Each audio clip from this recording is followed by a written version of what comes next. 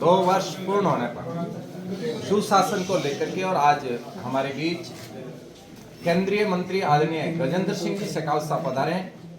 मैं आदरणीय मंत्री जी से निवेदन करूंगा कि 2 वर्ष पूर्ण होने पर आज प्रेस वार्ता करें। भारतीय जनता पार्टी के सम्मानित जिलाध्यक्ष आदरणीय श्री अनंतराम जी,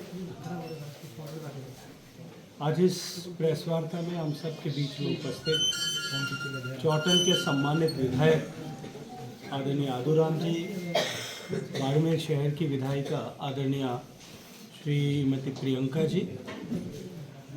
और इस प्रेस वार्ता में उपस्थित आए सभी सम्मानित पत्रकार मित्रों, ये तो 2 वर्ष पूर्व राजस्थान की जनता ने 5 वर्ष में राजस्थान में चल रहे शासन को उखाड़ फेंकने का संकल्प लेकर बहुत बड़ी आशा के साथ में, एक बड़े भरोसे के साथ में, एक विश्वास के साथ में डबल इंजन की सरकार राजस्थान का विकास करेगी, राजस्थान के लोगों के जीवन में सकारात्मक परिवर्तन लाएगी। जो राजस्थान में जिस तरह की कुव्यवस्था और कुराज था उस परिस्थिति को बदलेगी। इस आशा और अपेक्षा के साथ में राजस्थान की जनता ने प्रचंड बहुमत के साथ में भारतीय जनता पार्टी लीड सरकार यहाँ बनाई थी। चुनाव के मैदान में भारतीय जनता पार्टी जब गई थी तब हम सब लोगों ने पूरे राजस्थान के विभिन्न क्षेत्रों में आकर के न केवल उस समय की सरकार, तत्कालीन सरकार की कमी कमजोरियों की चर्चा की थी, अभी तो राजस्थान में आने वाले समय में हम किस विजन के साथ में काम करेंगे, राजस्थान को किस मुकाम पर ले जाना हमारा लक्ष्य है और उस लक्ष्य को प्राप्त करने का मार्ग क्या होगा, इस संकल्पना को लेकर के हम राजस्थान भर में गए थे। मैं राजस्थान की जनता का अनंत कोटि आभार ज्ञापित करता हूँ। राजस्थान के 8 करोड़ निवासियों की तरफ से, भारतीय जनता पार्टी के कार्यकर्ताओं की तरफ से, और अभिनंदन करना चाहता हूँ पार्टी के हर उस कार्यकर्ता का जिसने अपनी ऊर्जा का निवेश किया और उनके भागीरथी पुरुषार्थ के ताकत पर लोगों ने विश्वास करके भारतीय जनता पार्टी को प्रचंड बहुमत के साथ सरकार बनाने का सौभाग्यपूर्ण अवसर प्रदान किया था। आज सरकार को 2 साल हुए। मुझे अगर एक वाक्य में कहने के लिए कहा जाए कि भारतीय जनता पार्टी नीत सरकार का 2 साल की उपलब्धि को अगर एक सेंटेंस में कहने के लिए कहा जाए तो मैं कहूँगा कि जिन आशाओं के साथ में भारतीय जनता पार्टी को सरकार में आने का या सरकार बनाने का अवसर प्रदेश की जनता ने दिया था, आज प्रदेश की जनता उस आशा को विश्वास में बदलते हुए देख रही है। मित्रों, माननीय भजन लाल जी के नेतृत्व में 2 वर्ष में राजस्थान की जनता के, आम जन के जीवन में एक निर्णायक परिवर्तन देखने को मिला है और उसमें राजस्थान में जो है न केवल योजनाओं के बारे में, योजनाओं को धरातल पर उतारने में गति बढ़ी है,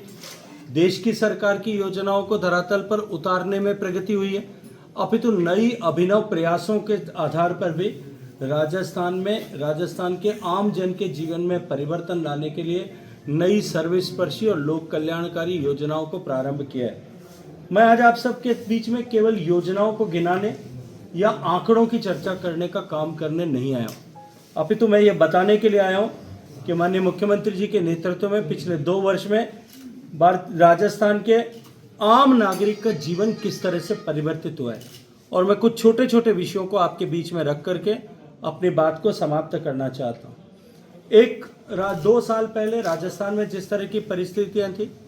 राजस्थान का आम जन डर के माहौल में जीने को मजबूर था। राजस्थान का आम जन जो है वो एक खौफ के साए में जी रहा था। वहाँ से निकल करके आज किसी भी सरकार का यदि हम आकलन करें तो उसका सबसे बड़ा प्रभाव ये होता है कि वो जनता उस पर भरोसा करे, जनता उस पर विश्वास करे और वो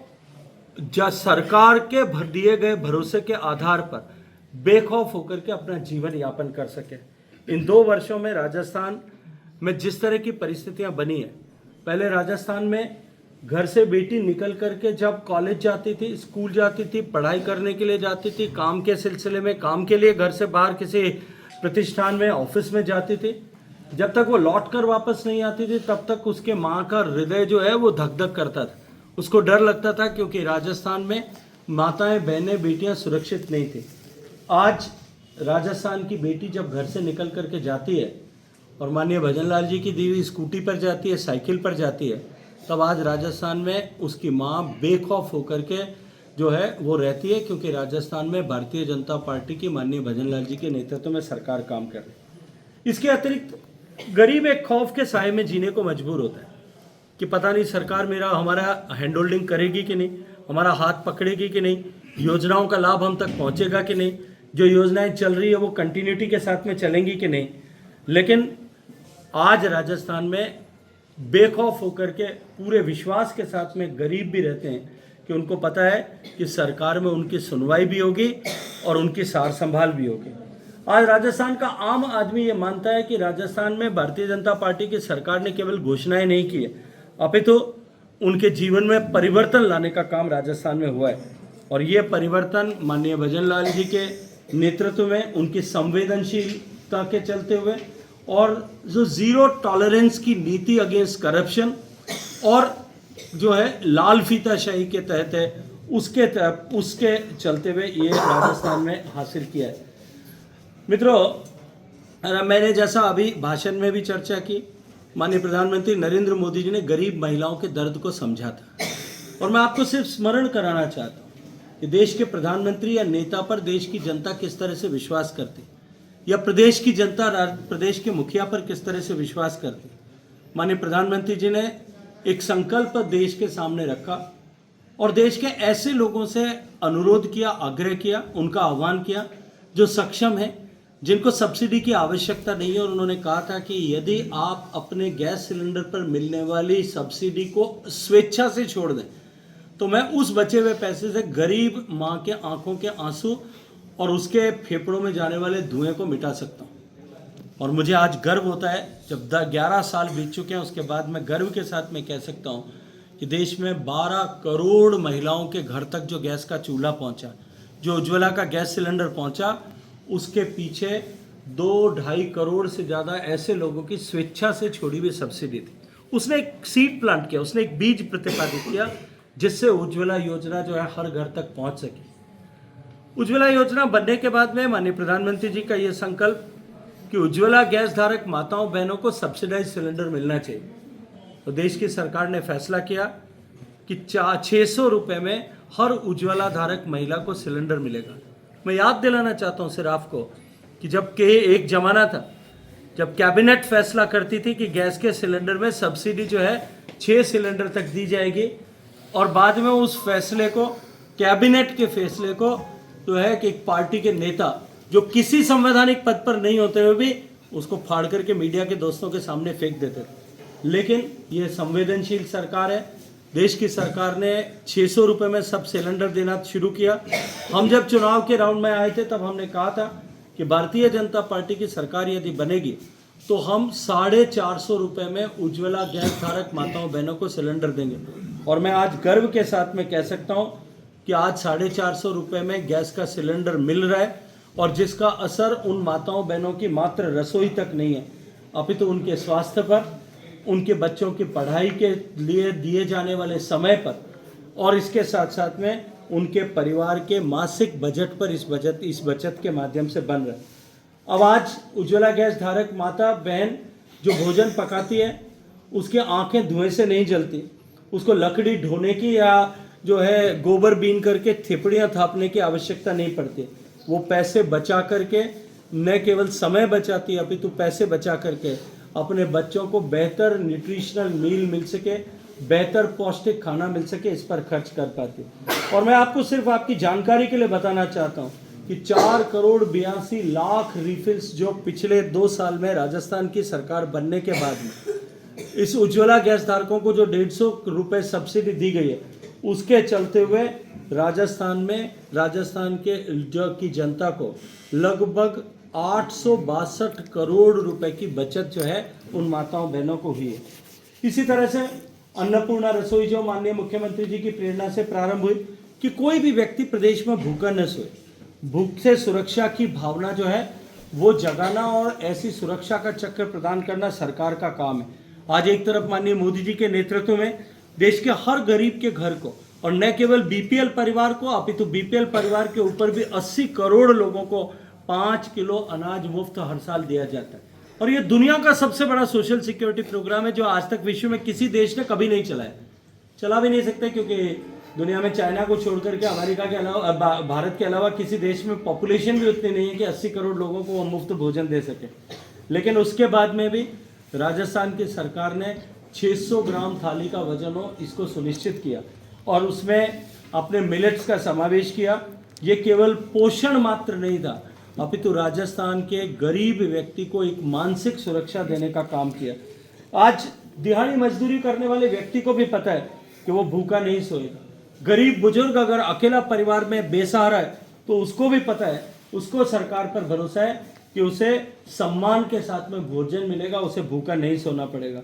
ये योजना गरीब के मन से कि मैं कल कैसे खाना खाऊंगा इस डर को निकालने में कामयाब हुई है।